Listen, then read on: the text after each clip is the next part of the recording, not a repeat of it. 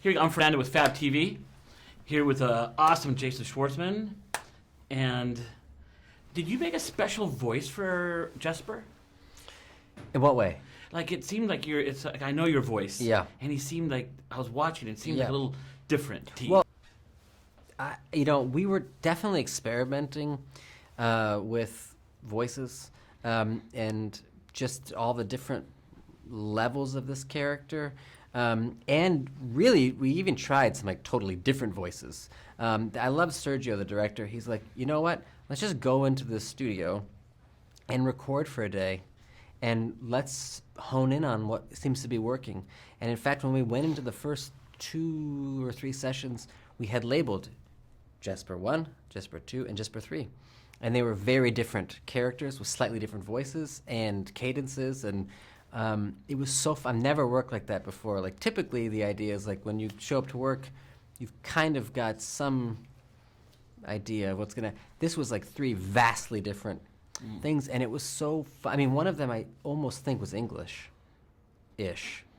It was like very, and it was so fun to explore it, and I think all of that was necessary to kind of figure out what this character was. But then the weird thing is this, an animated movie, like we did this over the course of many years, sometimes there's gaps, big gaps between when you go back in, and it's like, it's so weird because you watch it back and you go, whoa, I sounded like that 2 months ago? And I think that the voice kind of comes out of just messing with your own voice a little bit and trying to be natural, but also be a jerk. Yeah. Good job being a jerk. I guess, but it really was fun. It's fun to find it. You can't do that in a live action movie. No. So you did customize his voice. Yeah, a little bit. Yeah, for sure. And speaking of customizing it, because it's just your voice that you're using, when you're pushing that like buggy up the hill, what are you doing to make yourself act like I'm pushing something? Well, so one thing that I learned early on was I'm not a trained actor and and screaming and making like tons of exertions, I lose my voice like very quickly. So we saved any type of physical exertion, grunting, screaming, always for the end of the sessions. So I would do all my talking because these particular things, pushing something up a hill, was hard for me to do. So what I would do is oftentimes hold my breath, jump up and down a lot of times, and then I would try to pick up something really heavy and then just really do it. And then deliver it. Yeah. Got it. But that is the fun thing about doing a voice for something is like, it's a collaboration between you and the animators. Like I'm just doing this voice, you're making him look and move, and it's really fun.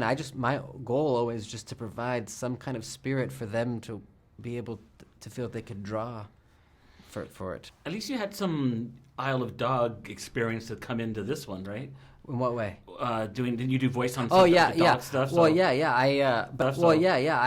but it's different. Those things are different. Like the West animation, the script's done usually, and so you just go in and you can hammer it out in a few days. Whereas this is years of kind of finding it and animating it, and so it's a different process altogether. But it's so I love it because on a movie set when I've worked, I'd get very nervous. Like everyone's standing around, they look at you, and everyone's like, I don't know. I don't like the quiet. Everyone quiet on the set. Let's watch. Right. But I like the recording studio because it's just you and like 2 people. My last little question, real quick. Yeah. You were like in the animation. He's like laying down with the food. Yes. So are you doing some physicality to bring out the voice differently? Because you don't give a beep. I think in truth you should, and and I try to as much as possible.